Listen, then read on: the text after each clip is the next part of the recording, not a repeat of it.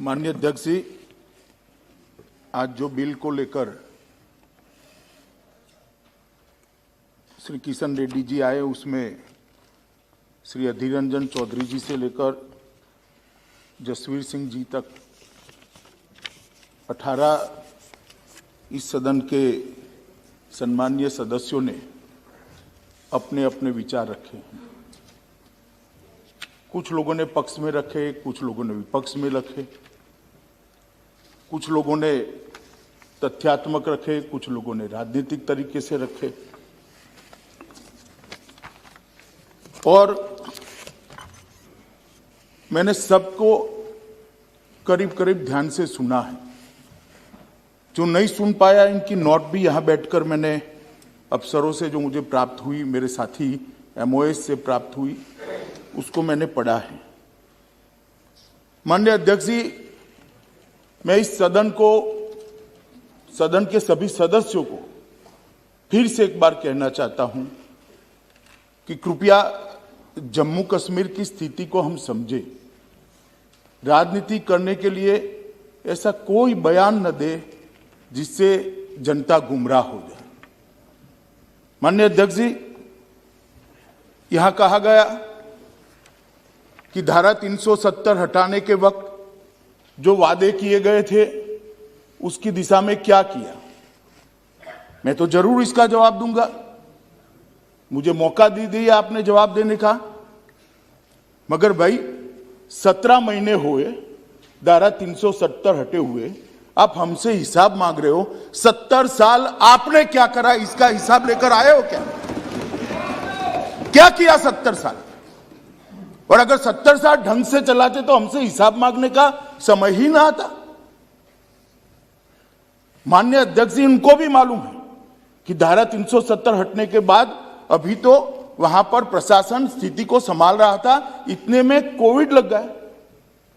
1 साल लगभग सब कुछ बंद रहा है और हमसे हिसाब मांग रहे हैं। मुझे कोई आपत्ति नहीं, मैं हिसाब देता हूं, आना पाई का हिसाब देता हूं, एक एक काम का हिसाब देता हूं, एक एक बात का हिसाब देता हूं, मुझे उसमें कोई आपत्ति नहीं। परंतु मैं इतना कहना चाहता हूं माननीय अध्यक्ष जी, जिनको पीढ़ियों तक शासन करने का मौका दिया, वो जरा अपने गिरेबान में झांक कर देखे कि हम हिसाब मांगने के लायक है या नहीं। माननीय अध्यक्ष जी, धारा 370 को हटाने का मसला कोर्ट में है। मसूदी साहब हाई कोर्ट के जज रहे हैं, सुनने के लिए नहीं बैठे हैं, मगर मुझे रिकॉर्ड तो क्लियर करना ही पड़ेगा। उन्होंने कहा कि सुप्रीम कोर्ट में मामला लंबित है। मनीष तिवारी जी ने भी कहा, वो भी चले गए। आ गए, अच्छा हुआ, लंबित है। माननीय अध्यक्ष जी, उनको कोर्ट का प्रोसीजर मालूम है और ये मामला कोर्ट में लंबी बहस हुआ और बाद में 5 जजों की बेंच को सुपुर्द किया गया है। अगर इतनी अनकॉन्स्टिट्यूशनलिटी इसमें दिखाई पड़ती है तो सर्वोच्च अदालत को पूरा अधिकार था कानून पर रोक लगाने का, और वो रोक लगा दी थी। परंतु यहां पर कोई स्टे नहीं है। सर्वोच्च अदालत ने यह नहीं कहा है कि इस कानून का अमल नहीं हो सकता। उन्होंने उसको विचाराधीन रखा है। जब सर्वोच्च अदालत पूछेगी तब हम जरूर जाएंगे, जवाब देंगे और सर्वोच्च अदालत निर्णय करेगी। मगर कहीं पर भी एक कानूनी स्थिति नहीं है कि इसका अमल नहीं हो सकता। इसके कारण जम्मू और कश्मीर का पूरा विकास को हम रोक कर बैठ जाए, वहां पर डेवलपमेंट के कामों को हम रोक कर बैठ जाए। और मुझे कह रहे हैं माननीय सदस्य श्री तिवारी जी कि हम जाए और सुप्रीम कोर्ट को अर्जी दे कि इसको जल्दी सुनवाई करो। माननीय अध्यक्ष जी, मैं उनको कहना चाहता हूं कि हम तो सुप्रीम कोर्ट के सामने है ही एक पक्ष लेकर कि इस देश में धारा 370 नहीं होनी चाहिए, इसलिए हमने हटाया। मगर आप तो सुप्रीम कोर्ट के सामने ही नहीं हो भाई, ना हा ना बीच का रास्ता लेकर चल रहे हो और दोनों ओर बोल रहे हो। ये तो आप भी कर सकते थे सुप्रीम कोर्ट में जाकर कि भाई जल्दी सुनवाई करो। ये भी आपको मालूम है कि सुप्रीम कोर्ट आजकल वर्चुअल सुनवाई करता है। और जिसमें 70, 80, 100 वकील, एडवोकेट्स खड़े होंगे, पार्टियां इतनी होगी, इसकी वर्चुअल सुनवाई संभव नहीं है, ये आपको भी मालूम है। इसलिए सुनवाई नहीं हुई। इसका एक बड़े हिस्से का सुनवाई हो चुका है, 5 जज का बेंच भी बन चुका है। और जैसे ही सुप्रीम कोर्ट वर्चुअल सुनवाई के मोड से पुनः फिर से एक बार आमने सामने की सुनवाई करेगा, तब जरूर सुप्रीम कोर्ट अपनी प्रायोरिटी के हिसाब से इसको सुनेगा। मगर तब तक कोई काम ना करे क्या? ये किस प्रकार के उदाहरण इस सदन के अंदर दिए जाते हैं? माननीय अध्यक्ष जी, सदस्य टी सुमति और काफी सारे सदस्यों ने कहा कि ये बिल लाने का मतलब ही है कि अब जम्मू कश्मीर को स्टेटहुड नहीं मिलेगा। भाई, बिल को पायलट तो मैं कर रहा हूं, लेकर मैं आया हूं, मंशा मैंने स्पष्ट कही है, कहीं पर भी नहीं लिखा है कि स्टेटहुड इससे नहीं मिलेगा। आप कहां से ड्रॉ करते हो? आपकी मन की आशंकाओं को जम्मू कश्मीर की जनता पर क्यों थोप रहे हो? मैंने इसी सदन में कहा है और फिर से कहता हूं कि इस बिल का जम्मू कश्मीर के स्टेटहुड से कोई लेन देन नहीं है। उपयुक्त समय पर जम्मू कश्मीर को स्टेटहुड दिया जाएगा। और कह रहे हैं कि स्टेटहुड देना है तो एग्मूट में क्यों लेकर आए? जरा एग्मूट कैडर को ही समझ लेते। क्या अरुणाचल राज्य नहीं है? क्या गोवा राज्य नहीं है? मिजोरम राज्य नहीं है? ये सारे राज्य ही है। जरा ध्यान से पढ़ लेते तो इतनी फजीहत ही न होती। ये सारे राज्य है और एग्मूट कैडर के अंडर में है। जहां पर विशेष प्रकार की भौगोलिक परिस्थिति होती है, एडमिनिस्ट्रेटिव परिस्थिति होती है, वहां पर अफसर भेजने पड़ते हैं और वो राज्य के विकास के लिए जाते हैं। जो अफसर एग्मूट कैडर के हैं वही मसूरी की जगह पे ट्रेनिंग लेकर आते हैं जो जम्मू कश्मीर कैडर के लोग पहले लिया करते थे। ये ऑल इंडिया कैडर है मान्यवर। और ओवैसी साहब इसका हिंदू मुस्लिम में विभाजन करते हैं। भाई, आपके मन में सब चीज हिंदू मुस्लिम है, मैं तो समझता हूं ओवैसी जी आपको, मगर आप देश के अफसरान को भी हिंदू मुस्लिम में डिवाइड करते। क्या कंसेप्ट है आपका? एक हिंदू अफसर मुस्लिम जनता की सेवा नहीं कर सकता? एक मुस्लिम अफसर हिंदू जनता की सेवा नहीं कर सकता? किस प्रकार के देश में हम आगे बढ़ने जा रहे हैं? अफसरों की संख्या हिंदू मुस्लिम में बांटेंगे और अपने आप को सेक्युलर कहते हैं। काहे का सेक्युलरिज्म? हिंदू मुस्लिम में अफसरों की संख्या बांटेंगे। इस तरह से तो मान्यवर कश्मीर के अंदर शांति नहीं होगी, ज्यादा चिंता होगी, ज्यादा उचाट होगी, संशय बढ़ेंगे। मेरा सभी से निवेदन है कि इस तरह से नहीं करना चाहिए। अभी उन्होंने एक और निवेदन कर दिया मान्यवर कि 2G से 4G विदेशियों के दबाव में किया है। ओवैसी साहब को मालूम नहीं है, जिसका वो समर्थन करते थे वो यूपीए की सरकार चली गई है। ये नरेंद्र मोदी की भारतीय जनता पार्टी की सरकार है।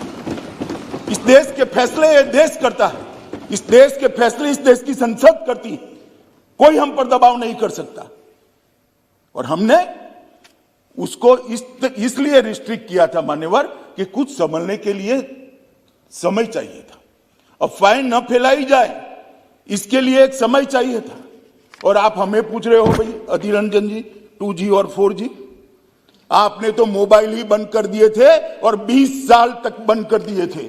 वाजपेयी जी की सरकार ने आकर 2G 4G छोड़ो, मोबाइल सर्विस ही बंद कर दी थी। कहां गए थे उस वक्त सारे अधिकार? मैं आपको पूछना चाहता हूं माननीय आपके माध्यम से, कहां गए थे सारे अधिकार? जब विपक्ष में बैठते हैं तब अपने समय में क्या किया था वो भी तो थोड़ा याद रखना चाहिए, वरना फिर सुननी पड़ेगी। मान्यवर, ये हमें 4G और 2G का कह रहे, मैं अभी भी कहता हूं कि सबसे बड़ा नागरिक का अधिकार है सुख और शांति से रहने का, सलामती के साथ रहने का। सलामती जहां नहीं होगी वहां सारे अधिकारों का कोई मतलब नहीं। ये नई फैशन शुरू हो गई मान्यवर। मैं कहना चाहता हूं कि ये जो लोग कह रहे हैं कि हम विदेश के दबाव में आकर कह रहे हैं। मैं उनको पूछना चाहता हूं कि किसके दबाव के अंदर धारा 370 को इतने समय तक चालू रखा आपने, ये तो जरा बता दीजिए। किसका दबाव था, कौन प्रेशराइज करता था? अभी किसी ने कह दिया बड़े बड़े साहित्यिक शब्दों के साथ कि शासन का जनता से वादा था, एक एग्रीमेंट था। भाई मैं तो एग्रीमेंट को बारीकी से पढ़ता हूं और मैं तो मानता हूं कि पूर्ववर्ती सरकारों ने भी जो वादे करे हैं उसको ध्यान से पढ़ने चाहिए और इसका अमल करना चाहिए। 370 के बारे में कहा गया कि 370 और 35 से वो देश की सरकार का जम्मू कश्मीर की जनता से एग्रीमेंट था। एग्रीमेंट जरूर था मगर उसमें टेम्पररी शब्द आप भूल जाते हैं पढ़ने का। ये टेम्पररी था। और जो मेरा हिसाब पूछ रहे 17 महीने में स्टेटहुड कब दोगे, स्टेटहुड कब दोगे, स्टेटहुड कब दोगे, हम जरूर देंगे। मगर मैं उनको पूछना चाहता हूं, ये मैंने भी कहा है स्टेटहुड टेम्पररी है, मगर आप 17 महीने में हिसाब मांगते हो तो टेम्पररी 370 साल तक चली, उस वक्त क्यों हिसाब नहीं मांगते थे? एक टेम्पररी प्रोविजन कब तक टेम्पररी रहेगा? टेम्पररी प्रोविजन को क्यों उखाड़ नहीं देते हैं? क्यों कोई पूछता नहीं था? क्योंकि वोट बैंक की राजनीति करनी थी। ये सरकार वोट बैंक की राजनीति से नहीं चलती। ये सरकार देश के हित में फैसले करती है। ये सरकार देश के भविष्य को सुधारने के लिए है। हम आएंगे जाएंगे, लोकतंत्र है, जीतेंगे हारेंगे, इसको ध्यान में रखकर देश के भविष्य को ताक पर हम नहीं रख सकते, न हम रखना चाहते। ये आपकी पॉलिसी है, आपको मुबारक हो। मान्यवर, इन्होंने कहा कि लोकल अफसरों का अधिकार चला जाएगा। मुझे कोई समझाए भला, देश भर में आईएएस आईपीएस अफसर भेजे जाते हैं, लोकल अफसरों का अधिकार चला जाता है क्या? चला जाता है तो जम्मू कश्मीर में कैसे चला जाएगा?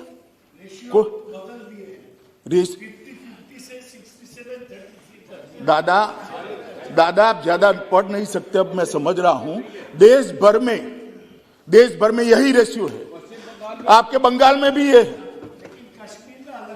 क्यों अलग रखना? कश्मीर देश का हिस्सा नहीं है? कश्मीर देश का हिस्सा नहीं है क्या? क्यों अलग रखना? और क्या कश्मीरी युवा को देश की ऑल इंडिया कैडर में आने का अधिकार नहीं है? अगर स्कूलों में पढ़ाते, स्कूल जला न दिए गए होते, मदरसों के अंदर बच्चों को जाने के लिए मजबूर न करते, तो कश्मीर के बच्चे भी आज आईएएस और आईपीएस अफसर बने होते। स्कूल किसके टाइम में जल गए? और मेरा हिसाब ले रहे हैं, मुझसे हिसाब मांग रहे हैं। कितने लोग मर गए, ये हो गया, वो हो गया। मनीष भाई, कांग्रेस का शासन याद करो क्या होता था। हजारों लोग मारे जाते थे, सालों तक कर्फ्यू रहता था। और परिस्थिति का आंकड़ों के आधार पर जरा आकलन करो। मैं इसमें जाना नहीं चाहता क्योंकि तू मैं होती है। कश्मीर में शांति बहुत बड़ी चीज है और जो अशांति का समय था उसको मैं याद भी करना नहीं चाहता। भगवान करे कभी ऐसी अशांति वहां न हो और नहीं होगी, क्योंकि अब हमारा शासन है। मान्यवर,